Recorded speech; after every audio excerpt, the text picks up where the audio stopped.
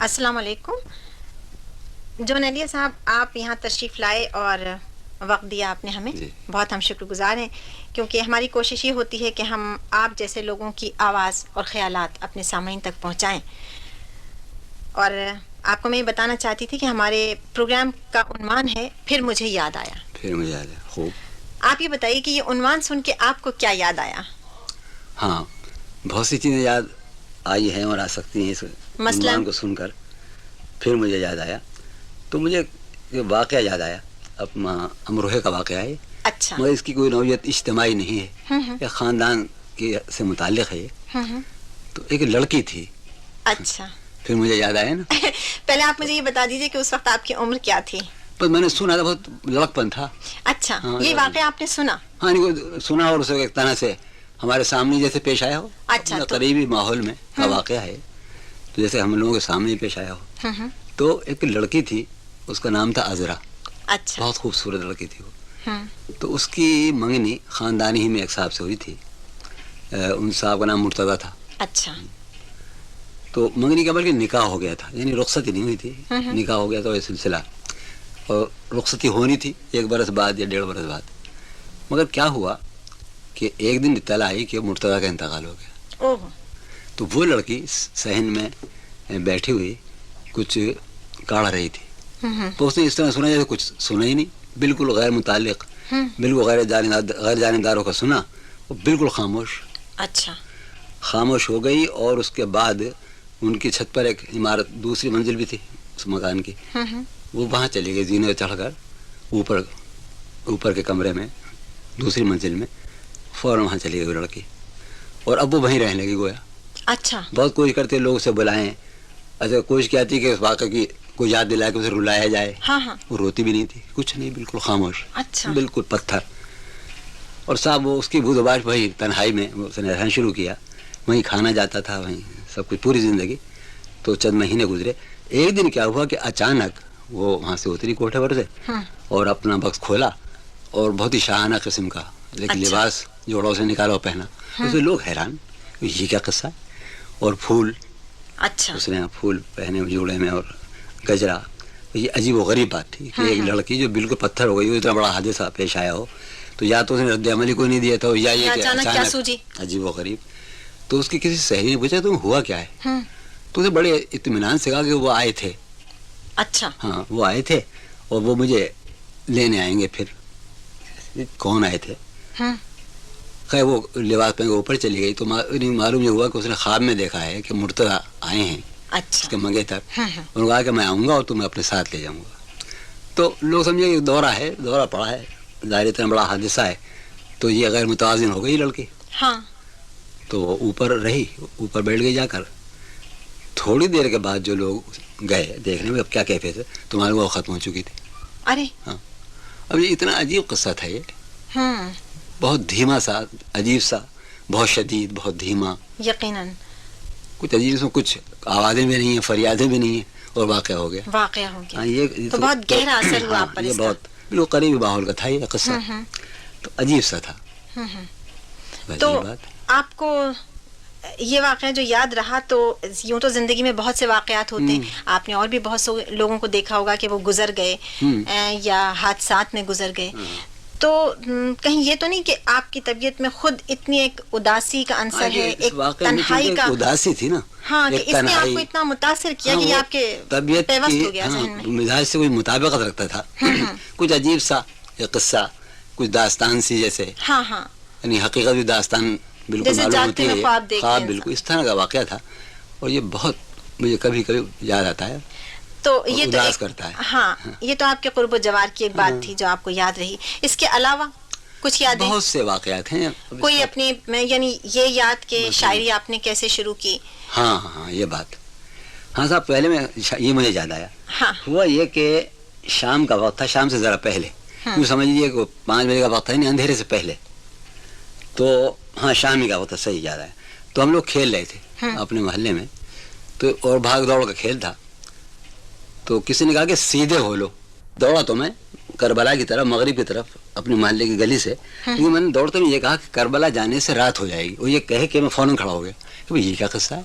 اوہو، یہ تو کچھ اور طرح کی عبارت ہے، یہ وہ عبارت نہیں ہے جو ہم دل میں بولتے ہیں، یہ وہ زبان نہیں ہے، اور وہ یہ نثر نہیں ہے. چونکہ شاعرانہ ماحول تھا، میں فوراً سمجھ گیا کہ یہ واردات وہ ہوئی قصہ اور ہے. وارد ہو گیا. اچھا کوئی خاص بات نہیں تھی، اس میں شعریت نہیں تھی، کوئی جذبہ نہیں تھا، مگر وہ جو ایک آہنگ تھا اس کا جملے کا، اس نے چونکایا اتنا آپ کو خود. وجد ملایا کہ وہ صاحب کھڑا ہو گیا، اور وجد کیا حالت میں نتیجہ مجھے آ کے اسے پکڑ لیا.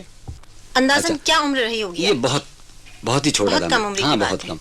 اچھا اب باقاعدہ شعر جو میں نے کہا جس میں کوئی اس طرح کی غلطی بھی نہیں تھی کہ کوئی حرف گر گیا ہو، جو باقاعدہ شعر تھا تو وہ 2 شعر تھے. یہ شاید 8 برس کی عمر ہوگی. اور آپ کو یاد ہے اب تک؟ ہاں بالکل. وجہ کیا ہے، ایسے واقعات آدمی بہت یاد رہتے ہیں. اچھا آپ یہ بات دیکھیں گی کہ آپ کو بہت سے شروع کے واقعات تو یاد ہوں گے. ہاں، جب آپ کی 4 برس کی عمر تھی، ماضی 6 برس ہم پہلے بھول کے جاتے ہیں. ماضی یا قریب کے بھول جاتے ہیں. بالکل. اس زمانے کے واقعات بہت یاد ہیں. اچھا پھر یہ نفس میں بالکل اتر گیا تھا یہ واقعہ، یہ صورت حال، تو یہ مجھے مسلسل یاد رہی. تو وہ شعر جو میں نے پہلی مرتبہ کہے، سب سے پہلا شعر تو یہ تھا کہ چاہ میں اس کی تماچے کھائے ہیں. اس وقت ہمارا رنگ سرخ تھا، سرخ سفید. اچھا. چاہ میں اس کی تماچے کھائے ہیں، دیکھ لو سرخی میرے رخسار کی. اب صاحب جھومنے لگا شعر کا، شعر پہلا کا، اس کے بعد غزل مکمل کی کچھ دنوں کے بعد. اچھا. سب سے پہلے یہ شعر یہ کہا تھا اور اس کے بعد غزل مکمل کی. دوسرا شعر جو کہا وہ صرف شعر ہی رہ گیا، غزل اس پہ کبھی نہیں گئی.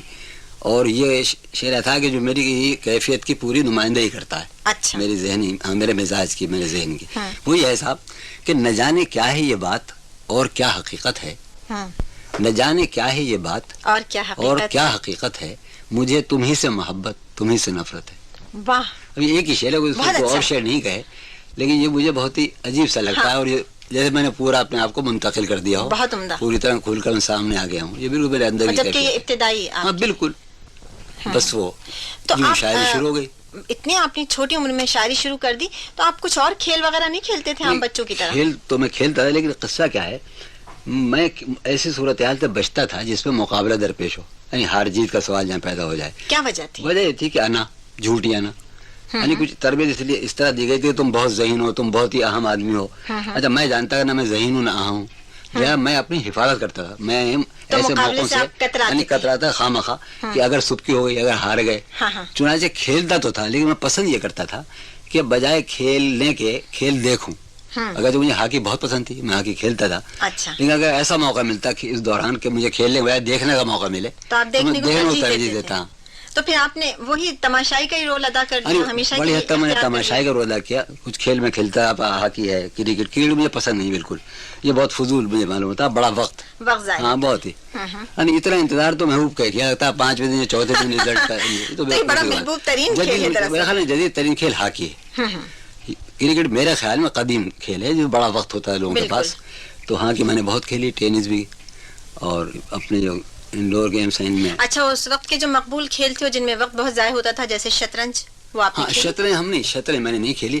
ہمارے زمانے میں شطرنج بہت کم ہو گیا تھا رواج. اچھا. پھر دوبارہ شروع ہوا رواج اس کا. یعنی یوں سمجھیے کہ تقسیم سے پہلے شطرنج کھیلی جاتی تھا، لیکن رواج کچھ کم ہو گیا تھا. اچھا اچھا. آزادی کے بعد پھر شطرنج باقاعدہ منظم مقابلے اس کے شروع ہوئے. تو آپ نے جو یہ کہا کہ آپ میں انا بہت تھی اور اس انا نے آپ کو تنہا کر دیا. تنہا کیا. صحیح. تو یہ تنہائی ہمیشہ کے لیے آپ پہ مسلط ہو گئی؟ مسلط ہو گئی.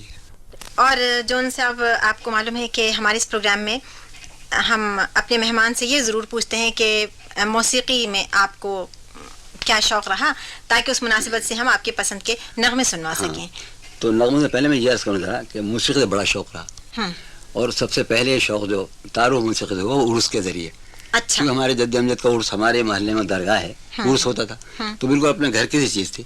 تو قوالی پہلے ہمارے موسیقی قوالی کی شکل میں پہلے ہمارے سامنے میں داخل ہوئی، اور اس کے بعد مجھے فلم دیکھنا بہت شوق تھا لگ پل میں. اچھا. اور اداس گانے، انتہائی اداس، ہاں وہی پسند تھے اداس. اور ہمارے والد کو اداسی گانے پسند تھے. تو صاحب میں آپ سے جو وہ کروں گا فرمائش، تو کسی اداس گانے ہی کروں گا. مثلاً جب تیرے شہر سے گزرتا ہوں.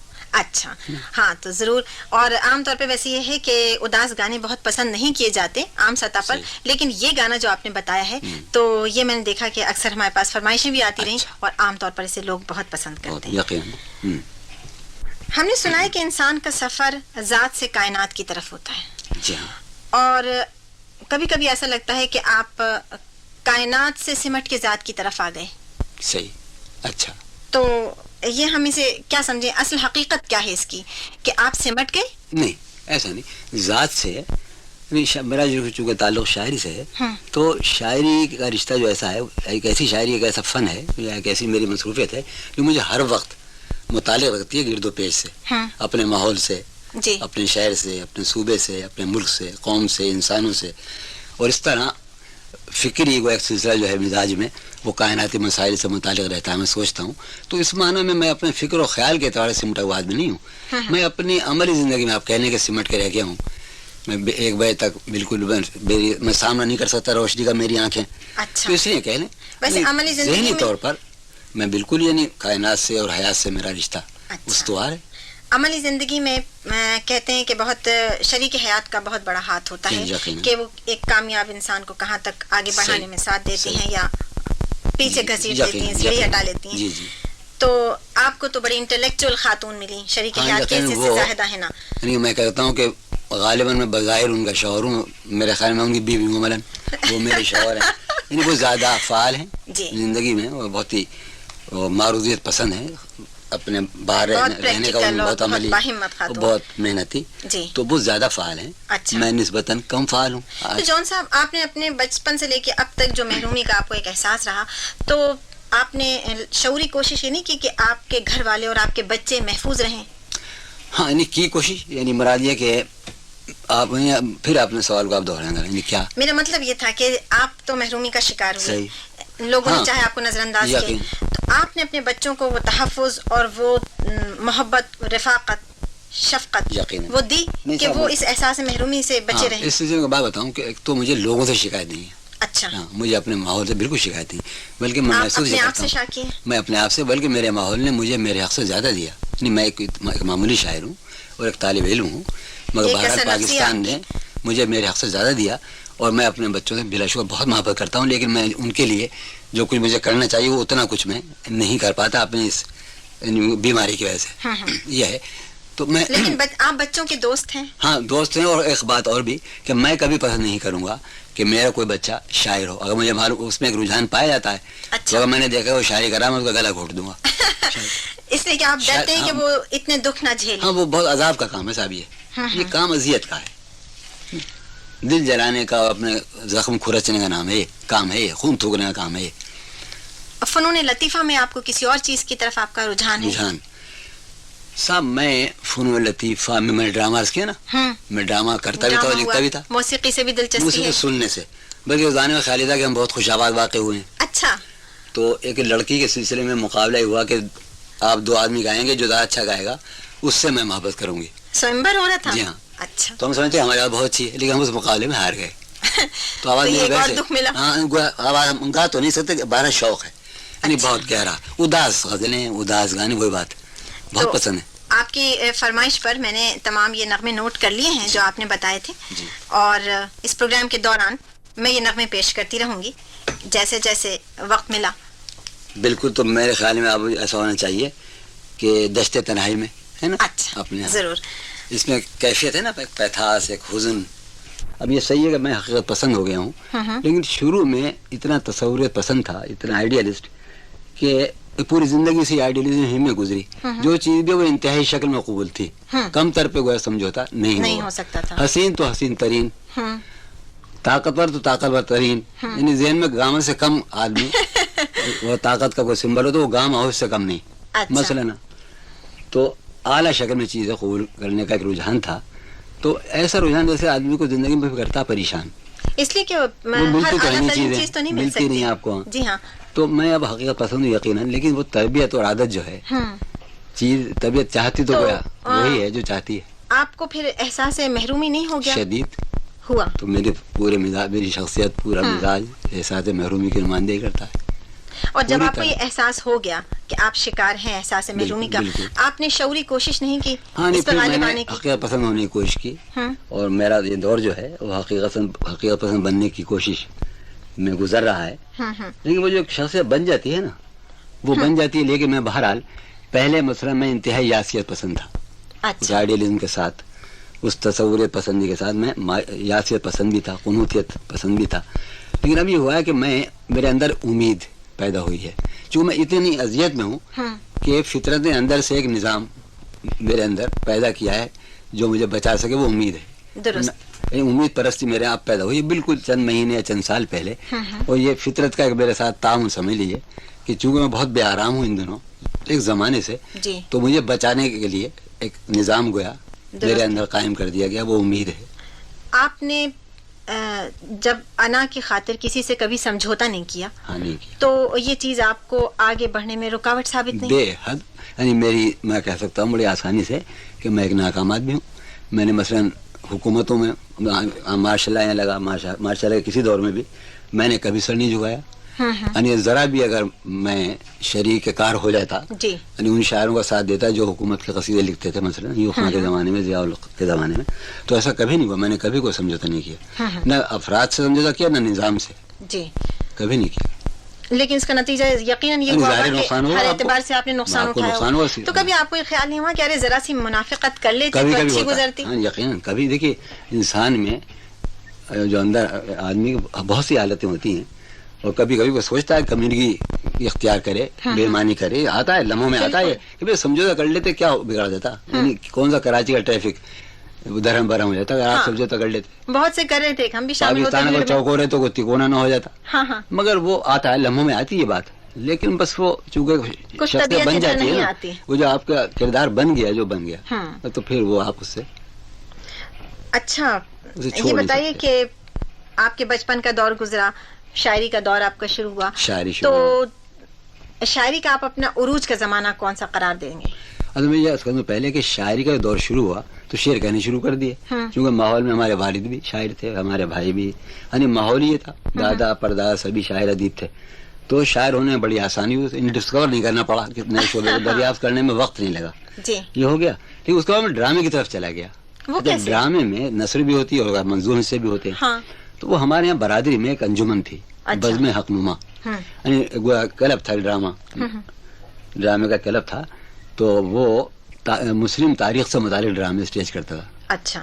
تو بہت شاندار ڈرامے، بڑا مسلح قسم کا اسٹیج تھا، جیسے کہ بمبئی آپ کے کلکتے کے تھیٹر کمپنیاں ہوتی تھیں، اتنا ہی ساز و سامان تھا اس بزم حق نما کے پاس. تو ہم اسے دیکھا کرتے، بزرگ کرتے تھے، تو ہم بھی اس کا ان کی نقل میں، فرض کیے وہ ہوتا تھا مارچ میں تو ہم اپریل میں اس کی نقل میں ڈرامہ کرتے. تو ڈرامہ کون لکھتا تھا؟ اس میں ڈرامے کچھ اور لوگ ہوتے ہیں، کچھ بڑے لوگ جو ہمارے بزرگوں نے لکھے تھے وہ، اور میں خود بھی میں نے 2-3 ڈرامے لکھے، اس میں حصہ نظم بھی آتا تھا. اچھا آپ نے اپنے لیے کیا کردار لکھا؟ میں عام طور پر گویا میں اس کا ڈائریکٹر بھی تھا، یہ بتاؤں آپ کو. انجمن میرے نام سے شروع میں جب گلیوں سے گزرتا تھا تو مجھے شاعر کے طور پر نہیں پہچانتے تھے لڑکے یا لڑکیاں، گلی میں کو گزرا ہے کہتے وہ جا رہے ہیں جون لیا جون، وہ جو اداکار ڈرامے میں جو پارٹ کیا تھا. اچھا. تو 200-250 آدمی مجھے اس طرح پہچانتے تھے.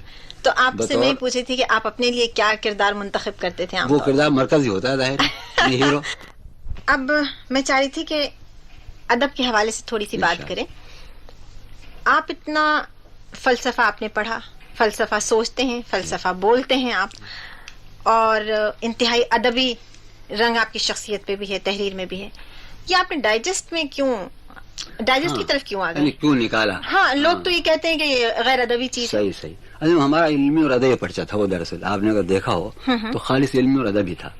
لیکن ہم نے دیکھا کہ وہ ہم اسے قارئین تک، قارئین کے وسیع حلقے تک نہیں پہنچا پاتے. وزان و ادب سے بالکل دلچسپی نہیں تھی، یعنی نیا کچھ ہوتا. تو ہم نے چاہا کہ ہونا چاہیے کوئی افادیت تو ہو، جو ہم کام کر رہے ہیں پہنچنا بھی چاہیے لوگوں تک، اس کی کچھ تو اس کا اثر تو نکلنا چاہیے. لہذا ہم نے اسے دلکش بنانے کے لیے اور مقبول بنانے کے لیے اسے رنگا رنگ کر دیا. یعنی اس میں مثلا معاشیات بھی، سیاسیات بھی، سائنس بھی، کہانیاں بھی، یہ ہوا. اور ہم نے سائز بدل دیا، کیونکہ یہ سائز مقبول سائز ہے، ڈائریکٹر سائز ہوتا ہے. سیاست بھی ہوتی تھی، نفسیات بھی.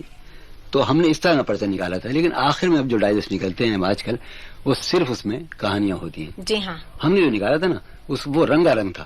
اور آپ نے اس میں ایک کوئی مخصوص معیار مد نظر رکھا جسے آپ نہیں گرنے دیا؟ اس میں ہم بہترین کہانیاں چھاپنا چاہتے تھے.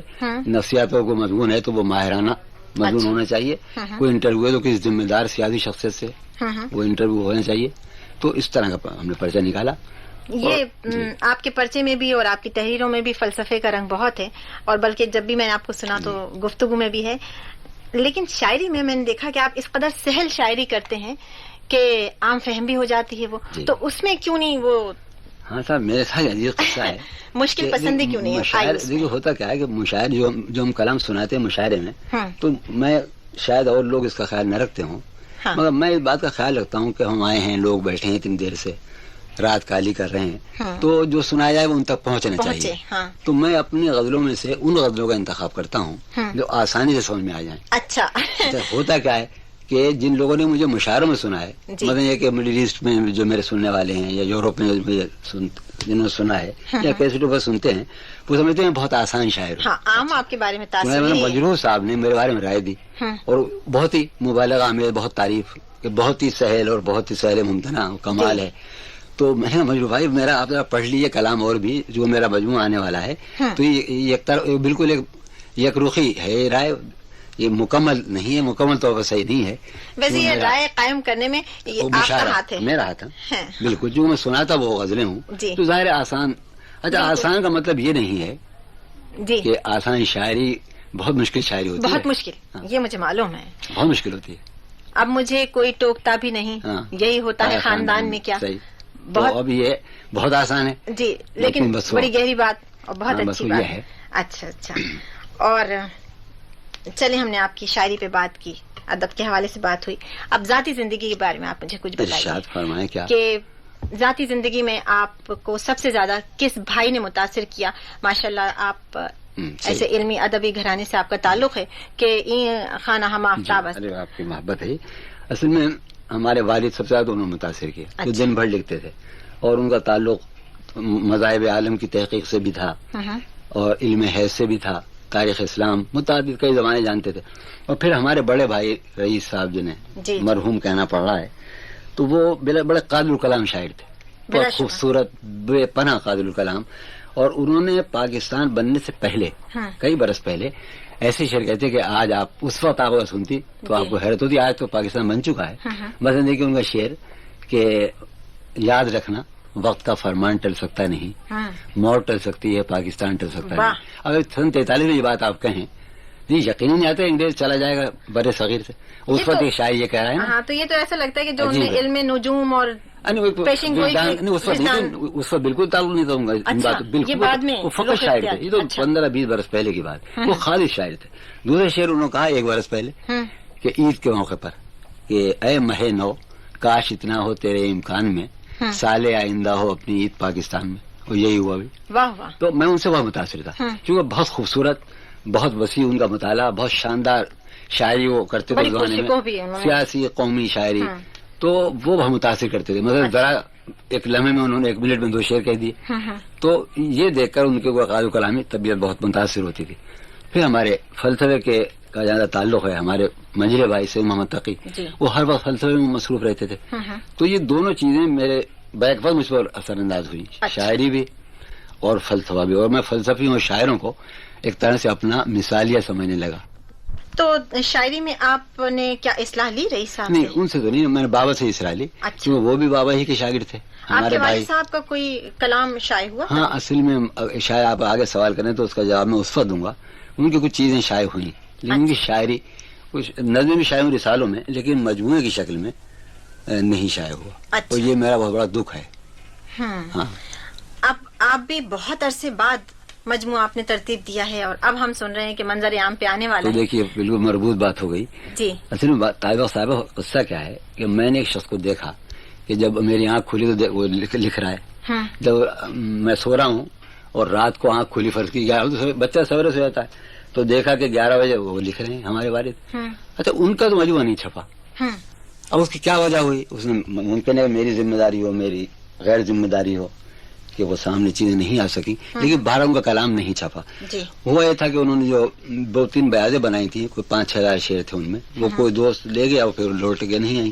تو میں سمجھتا ہوں کہ میرے باپ کا کلام نہیں چھپا تو میرا کیوں چھپے، اور میں سمجھتا ہوں بڑی حد تک میری ذمہ داری بھی ہے. تو میں اپنے آپ کو سزا دے رہا ہوں ایک طرح سے. یہ آپ کیوں آخر اتنے خود اذیتی کے شکار ہیں کہ آپ ہر چیز کی سزا؟ میرا پہلا مجموعہ 25 برس پہلے آنا چاہیے تو جو اب آ رہا ہے، کیونکہ میں نے قابو پایا کہ بھائی چلو ایسا ہے کہ تمہارے باپ کا کلام نہیں چھپا تو تم بہرحال اپنے باپ کے بیٹے ہو, تم نے وہ بہرحال اگر محفوظ ہو جائیں تمہارے نام کے ساتھ تو بلا شبہ, تو یہ ایسی ایک دکھ کی سی بات ہے. مجھے بڑا ایسا جرم ہوتا ہے جب میں نے کبھی اشاعت کے اپنے کلام کے 10 سالوں میں بھیجتا ہوں میں, اور نہ بجوان چھپا تھا, اب بہرحال آ رہا ہے. یہ بہت خوشی کی بات ہوگی کیونکہ بہت سے لوگوں کو انتظار تھا, اور آج آپ نے ایک نئے رخ کا اظہار کیا ہے کہ شاعری میں نہ صرف سہل پسندی بلکہ گہرائی اور مشکل پسندی بھی ہے. تو اب جب مجموعہ ہم دیکھیں گے, نہیں میں نے یہ کہنا چاہا کہ میں نے آسان شعر ہی نہیں کہے, تو میں آسان شعر بھی کہے, لیکن بہرحال وہ شعر بھی جو زبان کے اعتبار سے بہت زیادہ سہل نہیں ہے جی, وہ میرے کلام کا غالب حصہ ہے. آپ سے گفتگو کر کے بھی اور آپ کا کلام جہاں تک سنا ہے اور پڑھا ہے وہ دیکھ کے اندازہ ہوتا ہے کہ انتہائی بے ساختہ شخص ہیں آپ, اور یہاں تک ہے کہ اگر جی چاہے تو سارے بازار میں رقصم والی کیفیت کا تماشا بھی آپ کر سکتے ہیں. اگر چاندنی رات ہو اور ٹریفک نہ ہو بندر روڈ ہو تو میں لیٹ سکتا ہوں بندر روڈ پر.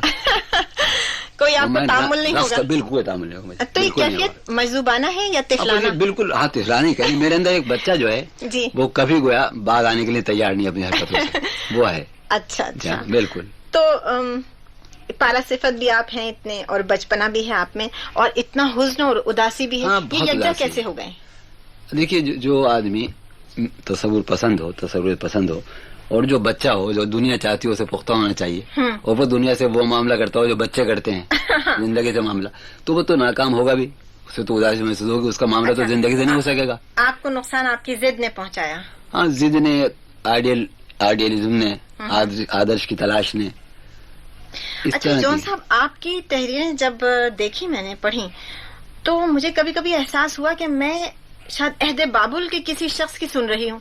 ہاں یہ آپ صحیح فرما رہے ہیں. آپ خود کو کس زمانے کا آدمی سمجھتے ہیں؟ سمجھیے کہ جب میں لڑکپنی کی بات ہے, ہمارے والد دراصل ایک خاص فضا میں رہتے تھے, قدیم بابل, عہد نامہ عتیق, اولڈ ٹیسٹامنٹ, اس طرح کی فضا تھی چونکہ ان کی, اور بعض معاملات بہت جدید تھے, اسٹرانومی کے آدمی تھے وہ, تو وہ بتاؤں قصے سنتا تھا, جند اوسطا, عہد نامہ عتیق, ہندوستانی گویا مذہبی کتابیں. تو میں بابل سے اور عراق کے اس علاقے سے بہت متاثر ہوتا تھا. اور میں گویا بر صغیر میں نہیں رہتا ذہنی طور پر, میں ذہنی طور پر بابل میں رہتا تھا.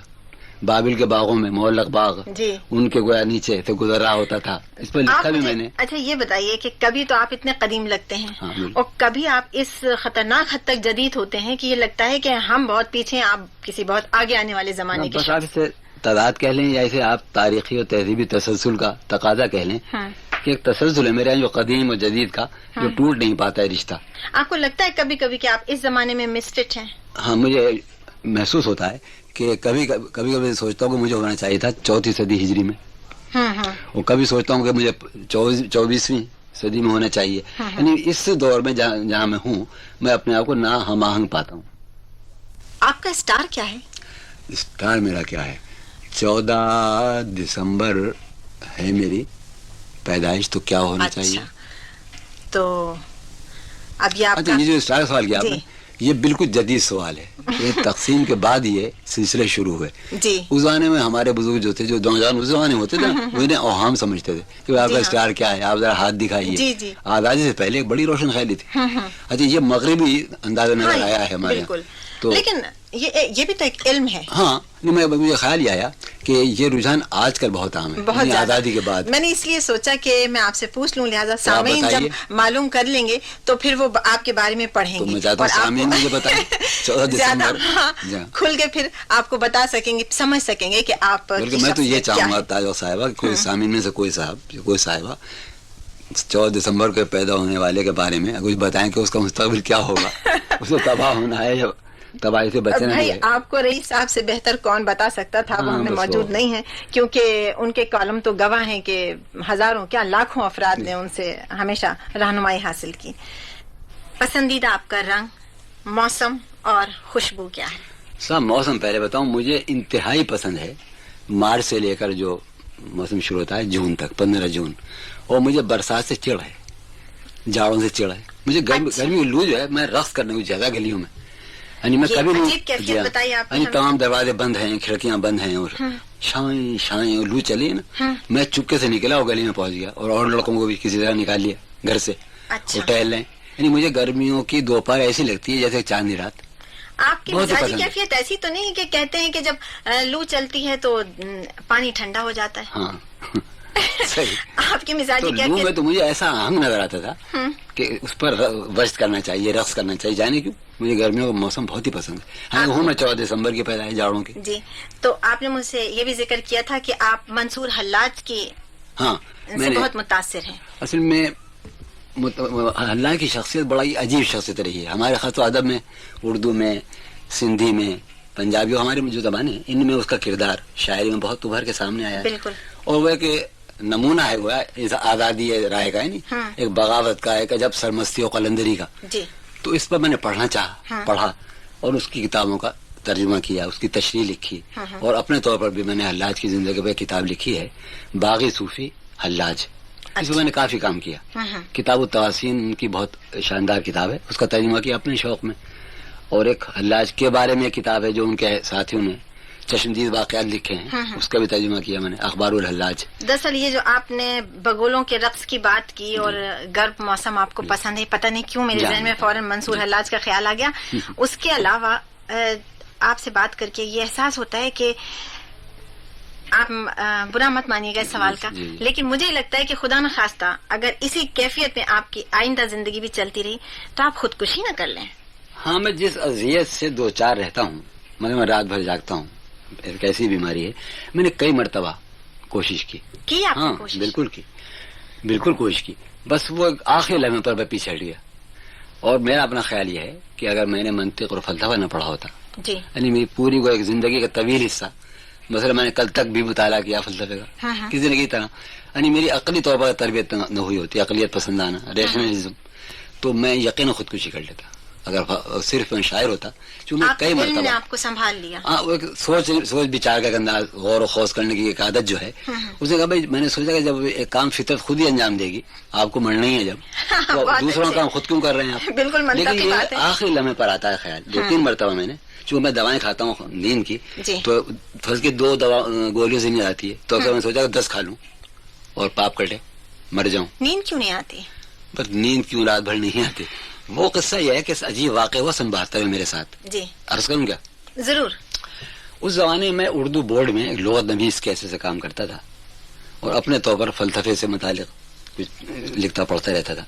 تو اردو بورڈ سے میں آتا 1:30 بجے واپس، پھر کھانا کھا کے آرام کرتا تھا. پھر کوئی 3 بجے سے لے کر 6 بجے تک میں فلسفے سے متعلق کچھ لکھتا رہتا تھا. 6 بجے کے بعد غیر ارادی طور پر، یہ سن 72 کی بات ہے، غیر ارادی طور پر میرے اندر ایک سیلاب آتا تھا شاعری کا. ایک غزل، دوسری غزل، تیسری غزل. اس زمانے میں نے 6 غزلیں اتنے زور بلا بے ساختہ، قلم برداشت تھا، بے ساختہ، غیر ارادی طور پر، اور مجھے اس کا شعور بھی نہیں ہوا کہ ایسا ہو رہا ہے. اچانک مجھے ایک دن اندازہ ہوا کہ میں نے کوٹ میں ہاتھ ڈالا. صبح کو جب میں اردو بورڈ جا رہا تھا تو میں نے اپنے کوٹ کی جب میں ہاتھ ڈالا تو بہت سے کاغذ نکلے. بھائی کیا ہے؟ تو معلوم ہوا کہ پچھلے دن جو غزلیں میں نے کہی ہیں، میں تاریخ بھی لکھتا تھا غیر ارادی طور پر، تو میں نے 5-6 غزلیں کل کہیں. اچھا، تو یہ سلسلہ شروع ہوا سن 72 سے لے کر سن 76 تک، کہ رات بھر 9 بجے تک غزلیں کہہ رہے ہیں، 10 بجے تک، پھر کھانا کھایا، پھر لیٹ گئے. میں تو لیٹ جاتا تھا، لیکن میرا دماغ نہیں لیٹتا تھا، دماغ جاری رہتا تھا وہی شاعری. اب 2 بجے ہیں، 4 بجے ہیں. جب اس طرح 1 برس گزر گیا تو میں بھاگا لاہور کہ احباب میں رہوں گا، ٹل جائے گا یہ سلسلہ، اس سے بچ جاؤں گا کچھ دن کے لیے. چنانچہ وہاں احباب کے مجمع میں میں اس سے محفوظ رہا شاعری سے. لوٹ کر آیا پھر وہی. اچھا. چنانچہ یہ سلسلہ سن 72 سے لے کر سن 77 تک چلا، سن 76 کے آخر تک. اور شاعری کی جو روایت تھی وہ تو کٹ گئی. یہ شاعری کا سیلاب آیا تھا اور بے خوابی کا ایک صحرا رہ گیا، بے خوابی کا ایک ریگستان رہ گیا جو اب تک. چنانچہ میں نے سن 76 کے آخر وہ رو کٹی ہے شاعری کی، سن 83 تک ایک مصرع نہیں کہا. پھر سن 83 سے کچھ بحال ہوئی طبیعت، پھر شعر کہنے شروع کیا. تو بہرحال شعر تو اب میں کچھ کہنے لگا ہوں، کہتا ہوں، لیکن بے خوابی میری نہیں، سنیات مجھے نہیں ملی.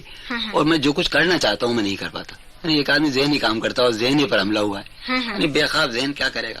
درست. زخمی ہوا ہے بالکل میرا دماغ. جون صاحب ہماری وہ بات ادھوری رہ گئی کہ آپ نے موسم تو بتا دیا، رنگ اور خوشبو. جی رنگ اور خوشبو کے بارے میں، خوشبو ہر طرح کی خوشبو اچھی لگتی ہے. یعنی میرے خیال میں خوشبو کو کون پسند نہیں کرے، کیسی بھی خوشبو ہو. اچھا. اب میں اس کا کوئی نام شاید نہ رکھ سکوں، بارہ مجھے خوشبو، پھولوں میں گلاب کی خوشبو، چمیلی کی، سفید چمیلی کی، اور صاحب مجھے اس کی کامنی کی خوشبو پسند ہے. یہ تو یہ ہوا. اور آپ غالب فرما رہی ہیں رنگ. بھائی رنگ کے بارے میں کہنا بڑا مشکل ہے. ویسے فوری طور پر جو میرے ذہن میں رنگ آتے ہیں طالبہ صاحبہ، وہ ہے سبز و سرخ. اچھا. ہاں کس وجہ سے کہ کوئی خاص وجہ بہت سی ہوتی ہے. میرا ایک شعر بھی ہے, ایک سبز سبز جھیل میں کشتی ہے سرخ سرخ, ایک جسم خواب خواب ہے, ایک جاں ہے خواب خواب, میری غزل ہے. تو یہ سب سے زیادہ نمایاں قسم کے رنگ ہیں اور جمالیاتی ان کا ایک وہ ہے, ایک کیفیت رکھتے ہیں یہ سبز و سرخ, شاید اس لیے, اور کچھ اور بھی ہو سکتی ہیں اس کی وجوہ, اور بھی ہو سکتی. آپ یہ بتائیے کہ آپ کی زندگی میں محبت, رفاقت اور اعتبار, جی, یہ آپ کو حاصل ہوا؟ ہاں, اعتبار مجھے دوستوں کے دائرے کی حد تک ایک زمانے میں بہت حاصل تھا اعتبار, لیکن وہ دوستوں کا حلقہ بکھر گیا میرا. ایک زمانے میں دوستوں کو بڑا انحصار کرتا تھا, یعنی ایک ہجوم تھا دوستوں میں جو میرے ساتھ رہتا تھا, اور میں یہ سمجھتا تھا کہ جو رشتے آپ کو ورثے میں ملتے ہیں, یعنی خون کے رشتے, دوستی کا رشتہ اس سے زیادہ, ان سے زیادہ اہم ہوتا ہے. لیکن بات کو تجربہ ہوا تو معلوم یہ ہوا, تجربہ جب کیا, کہ نہ خونی رشتوں میں کوئی معنی ہے نہ دوستی کے ہی کوئی معنی ہے. تو مجھے تو ابھی ان میں کوئی معنویت نہیں نظر آتی, یعنی عام طور پر میں محسوس یہ کرتا ہوں. تو میں سمجھتی ہوں کہ اگر آپ کو یہ تینوں چیزیں محبت, رفاقت اور اعتبار مکمل طور پہ مل جاتا, کاش مل جاتا. آپ تو کہہ رہے ہیں کاش مل جاتا, میں کہتی ہوں شکر ہے نہیں ملا, ورنہ آپ ایک عام آدمی ہو جاتے اور ہم جون ایلیا سے محروم رہ جاتے. یہ بتاؤں, یہ خیال ہے طیبہ صاحبہ, یہ خیال میرے خیال میں صحیح نہیں کہ شاعر جب تک تباہ نہ ہو اس وقت تک وہ شاعری نہیں کر سکتا, جب تک اسے دق نہ ہو, ٹی وی نہ ہو. تو میرے خیال میں ایسا عام تاثر یہی ہے, غالباً غلط ہے یہ. لیکن شاعر ایک ذہنی عمل ہے نا, اور ذہن کو سکون چاہیے. جی, تو اذیت زدہ ذہن یعنی میرے خیال میں بڑا تخلیقی کارنامہ انجام نہیں دے سکتا. ہو سکتا ہے مستقبل جو واقعات مثالیں ایسی ہوں, لیکن دیکھیے جو ذہنی کام ہے نا اس میں غالب کے بارے میں آپ کا کیا؟ غالب اس طرح پریشان آدمی نہیں تھے, یعنی بڑی وہ بہت چیختے ہیں, بہت محرومی کا اپنے اظہار کرتے ہیں, لیکن ان کا شعر ہے کہ ہزاروں خواہش ایسی کہ ہر خواہش پر دم نکلے, بہت نکلے میرے ارمان لیکن پھر بھی کم نکلے. بہت نکلے ان کے ارمان, یہاں ہمارے ارمان نکلے ہی نہیں. اچھا, ہاں یہ ہے نا. ہاں, تو گھٹن کا شکار ہوئے, یعنی اذیت, گھٹن, بے دلی, بیزاری, یہ تو ہونا ہی ہے. لیکن میں کسی طرح اپنی شاعری کو اس سے بچا کے لے جاتا ہوں. شاید آپ کی ادا اس قدر شاعرانہ جو ہو گئی ہے, زلفیں آپ کی دراز اور ایک بہت ہی بے نیازی انداز میں آپ کے, تو یہ آمدن آپ نے اسٹائل بنایا اپنا؟ نا, آمدن تو نہیں ہوا, یہ کہ بس یہ کہ بال بڑھ گئے, سوچا بھائی بنوا لیں, بال بنوا لیے, پھر لمبا دور آیا نہیں بنوایا, بالکل بڑھتے چلے گئے. یعنی ایک بے ربطی, ایک بدنظمی سی زندگی مزاج میں جو ہے, ایک بوہیمین ٹائپ. تو اب یہ چلنے کو جیسا بھی ہے ٹھیک ہے, آپ کا انداز میں کسی دن میں بنا لوں گا, بنوا لوں گا, تو لوگ کہیں گے تم پہچانے نہیں جا رہے. ہاں بالکل. تو یہ ہے کہ ارادے نہیں ہے, بس یوں ہی ہے. ہم نے سنا ہے کہ انسان کا سفر ذات سے کائنات کی طرف ہوتا ہے. جی ہاں, اور کبھی کبھی ایسا لگتا ہے کہ آپ کائنات سے سمٹ کے ذات کی طرف آ گئے. صحیح, اچھا. تو یہ ہم اسے کیا سمجھیں, اصل حقیقت کیا ہے اس کی, کہ آپ سمٹ گئے؟ نہیں, ایسا نہیں. ذات سے میرا جو چونکہ تعلق شاعری سے ہے, تو شاعری کا رشتہ جو ایسا ہے, ایک ایسی شاعری, ایک ایسا فن ہے, ایک ایسی میری مصروفیت ہے کہ مجھے ہر وقت مطالعہ رکھتی ہے گرد و پیش سے, اپنے ماحول سے, اپنے شہر سے, اپنے صوبے سے, اپنے ملک سے, قوم سے, انسانوں سے. اور اس طرح فکری کو ایک سلسلہ جو ہے مزاج میں وہ کائناتی مسائل سے متعلق رہتا ہے, میں سوچتا ہوں. تو اس معنی میں اپنے فکر و خیال کے اعتبار سے سمٹا ہوا آدمی نہیں ہوں. میں اپنی عملی زندگی میں آپ کہنے کے سمٹ کے رہ گیا ہوں. میں 1 بجے تک بالکل میں سامنا نہیں کر سکتا روشنی کا, میری آنکھیں. اچھا, تو اس لیے کہنے ذہنی طور پر میں بالکل, یعنی کائنات سے اور حیات سے میرا رشتہ استوار ہے.